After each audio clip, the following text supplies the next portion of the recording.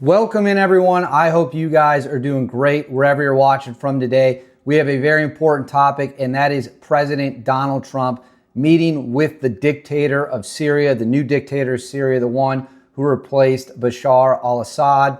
This is a huge pivot from U.S. foreign policy. We're going to get into why it's important, what it means, how we found ourselves here, all of that and much more. And if this is a good, positive development, or if this could be a bad development. We're going to break it all down. Of course, history takes a lot of time, so we don't have all those answers right now, but we're going to do our best. I'm going to give my best to give it to you guys straight as I see it, as I always do. Before we do, please make sure to like and subscribe, hit the bell so you always know when there's a new video coming, and most importantly, comment with your thoughts below. I love reading all your comments.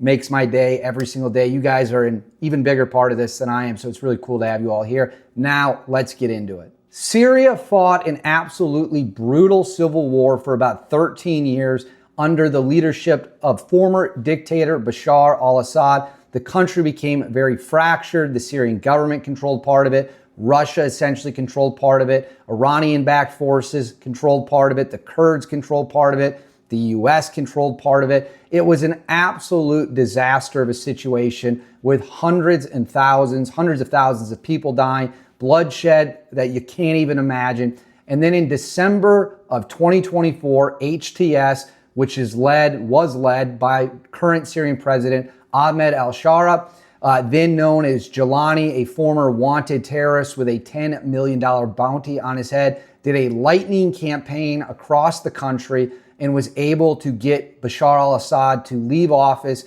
He fled to Russia, and now al-Sharaa or Jelani, whatever we're calling him today, this guy likes to change his name for PR rebranding purposes. He ends up taking over the country, and HTS, again, through another rebrand, becomes the sitting government in Syria. Now, we have seen a lot of unrest in Syria since Assad fell. We've seen revenge and reprisal killings, certainly against the Alawites, the Christians. It has continued to be a chaotic situation. But there's been optimism and hope that Trump could reach some kind of deal to bring peace to the Middle East, stabilize Syria, which would then create a benefit for everyone. So I'm going to go ahead and throw this up on the screen right here. This is from NPR. This is from a May 13th report. Then we're going to play a little video. It says, President Trump on Tuesday said he would order an end to sanctions on Syria in place since 1979. And the White House said he would briefly meet Syrian President Ahmad al-Sharaa on Thursday, a dramatic about-turn in U.S. policy toward a man who recently led a group the United States labeled a terrorist organization. There's a new government that will hopefully succeed in stabilizing the country and keeping peace, Trump said to extended applause at the investment conference in Riyadh, where he made the first major foreign policy address of his second term. Until earlier this year, Sharaa led HTS, a group linked to al-Qaeda, which overthrew Bashar al-Assad's government. Sharaa was named head of the new interim government in January, and his work since then to build international legitimacy. So now let's roll into what Trump's comments that he made on May 13th, and then the meeting he took with the new dictator of Syria. Let's roll the comments right now.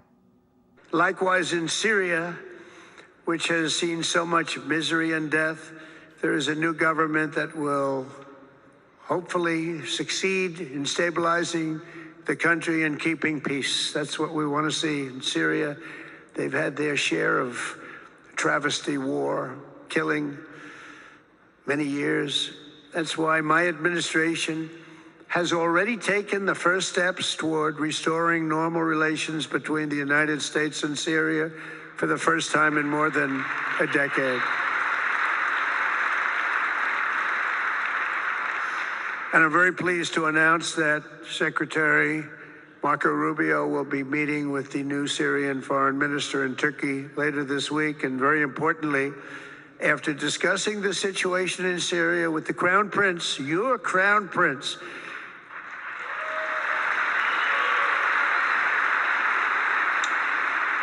and also with President Erdogan of Turkey, who called me the other day and asked for a very similar thing, among others, and friends of mine, people that I have a lot of respect for in the Middle East. I will be ordering the cessation of sanctions against Syria in order to give them a chance at greatness.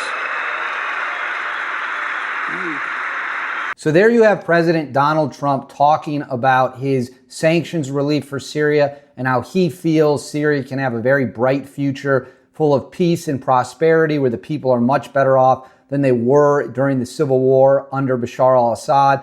He also met with Ahmad al-Sharaa, the new dictator of Syria. I'll go ahead and throw this up on the screen. They took a photo as well with the Crown Prince of Saudi Arabia. This is the first time heads of state between the two countries have met, I believe, or leaders from the two countries have met in around 25 years or so. It is a huge 180 pivot from the maximum pressure campaign that you saw from when the war started, the civil war started, and even before that when Syria and the United States had icy relationships, although there were times Syria did help during the GWAT under Bashar al-Assad.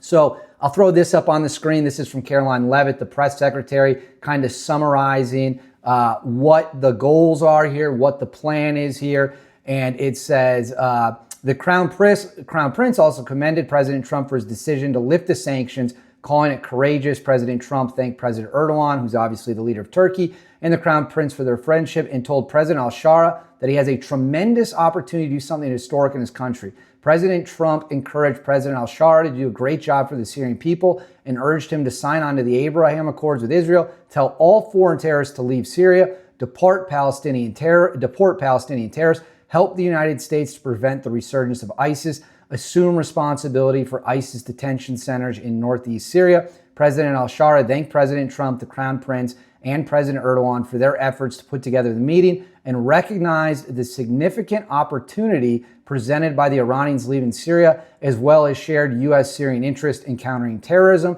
eliminating chemical weapons.